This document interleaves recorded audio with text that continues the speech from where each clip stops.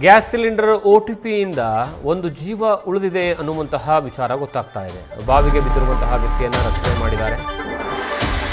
Cylinder OTP ಒಂದು ಆ ಲಿಂಕಿಂದ ಒಬ್ಬ ವ್ಯಕ್ತಿಯನ್ನ ಬದುಕಿಸಲಾಗಿದೆ ಅನ್ನುವಂತಹ ವಿಚಾರ ಗೊತ್ತಾಗ್ತಾ ಇದೆ.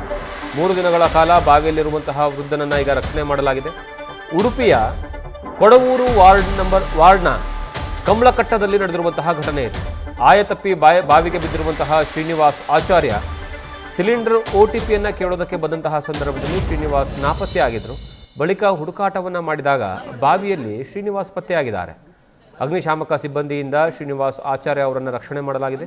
ಸದ್ಯ ಆಸ್ಪತ್ರೆಯಲ್ಲಿ ಶ್ರೀನಿವಾಸ್ ಆಚಾರ್ಯಗೆ ಚಿಕಿತ್ಸೆಯನ್ನು ನೀಡಲಾಗ್ತಾ ಇದೆ. 3 ದಿನಗಳ ಕಾಲ ಬಾವಿಯಲ್ಲೇ ಇದ್ದೆ ಅಂತ ಇದ್ದಾರೆ ಈ ವೃದ್ಧ. ಉಡುಪಿ ನಗರದ ಕೊಡವೂರು ವಾರ್ಡ್ನಲ್ಲಿರುವಂತಹ ಕಮಲಕಟ್ಟದಲ್ಲಿ ನಡೆದಿರುವಂತಹ ಘಟನೆ ಇದು.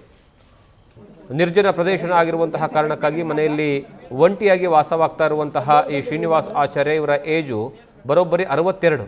ಇತ್ತೀಚೆಗೆ ಅನಾರೋಗ್ಯದಿಂದ ಸುಧಾರಿಸಿಕೊಂಡಿರುವಂತಹ ವೃದ್ಧ ಮನೆಯ ತೋಟಕ್ಕೆ ನೀರುಣಿಸುವಂತಹ ಕೆಲಸವನ್ನು ಮಾಡುವಂತಹ ಸಂದರ್ಭದಲ್ಲಿ ಈ ಸಮಸ್ಯೆ ಎದುರಾಗಿದೆ.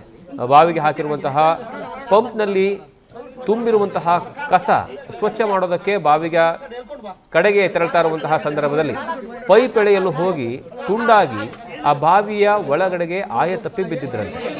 ಒಂಟಿ ಮನೆ ಏಕಾಂಗಿ ವಾಸ ಆಗಿರುವಂತಹ ವಿಚಾರಕ್ಕಾಗಿ ಯಾರಿಗೂ ಸಹ ಈ ವಿಚಾರ ಗಮನಕ್ಕೆ ಬಂದಿರೋದಿಲ್ಲ.